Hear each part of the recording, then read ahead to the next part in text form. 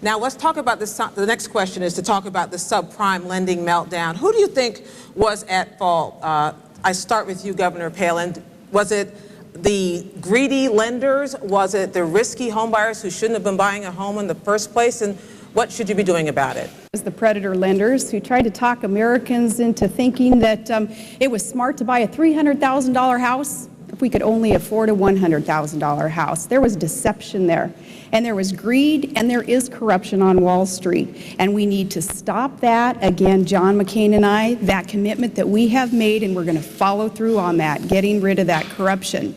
One thing that Americans do at this time also, though, is let's commit ourselves, just everyday American people, Joe Six-Pack, hockey moms across the nation. I think we need to band together and say, never again. Never will we be exploited and taken advantage of again by those who are managing our money and loaning us these dollars. We need to make sure that we demand from the federal government strict oversight of those entities in charge of our investments and our savings.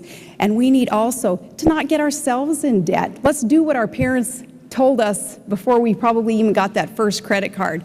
Don't live outside of our means. We need to make sure that as individuals, we're taking personal responsibility through all this. It's not the American people's fault that the economy is hurting like it is, but we have an opportunity to learn a heck of a lot of good lessons through this and say, never again will we be taken advantage of.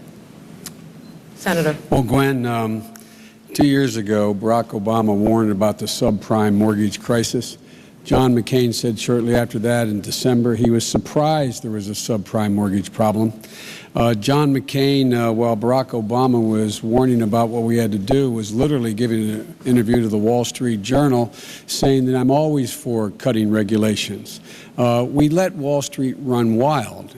John McCain, and he's a good man, but John McCain thought that the answer is that tried and true right Republican response, deregulate, deregulate.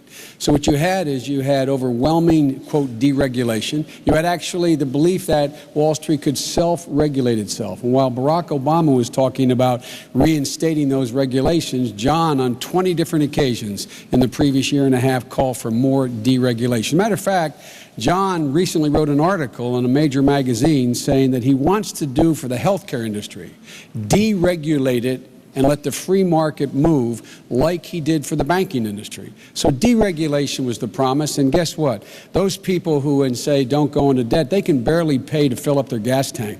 I was recently at my local gas station, asked a guy named Joey Danko, I said, Joey, how much it costs to fill your tank? You know what his answer was? He said, I don't know, Joe. I never have enough money to do it. The middle class needs relief, tax relief. They need it now. They need help now. The focus will change with Barack Obama.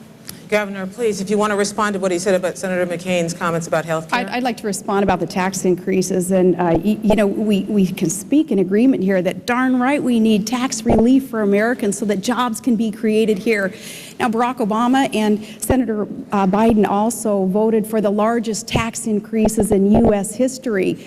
Barack had 94 opportunities to side on the people's side and reduce taxes, and 94 times he voted to increase taxes or not support a tax reduction, 94 times.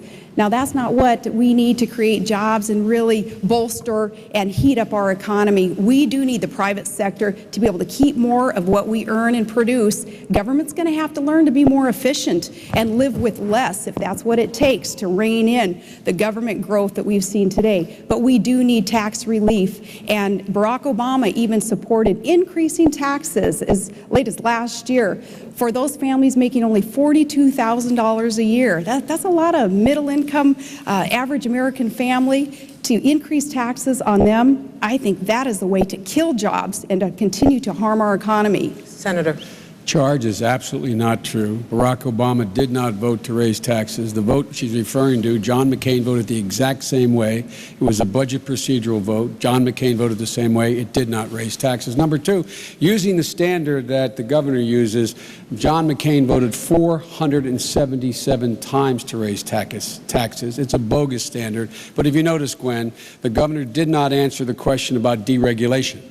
Did not answer the question of defending John McCain about not going along with the deregulation, letting Wall Street run wild. He did support deregulation almost across the board. That's why we got in so much Would you trouble. like to have an opportunity to answer that before we I'm move still on? on the tax thing because I want to correct you on that again. And I want to let you know what I did as a mayor and as a governor. And I may not answer the questions the way that either the moderator or you want to hear, but I'm going to talk straight to the American people and let them know my track record also. As mayor, every year I was in office, I did reduce taxes.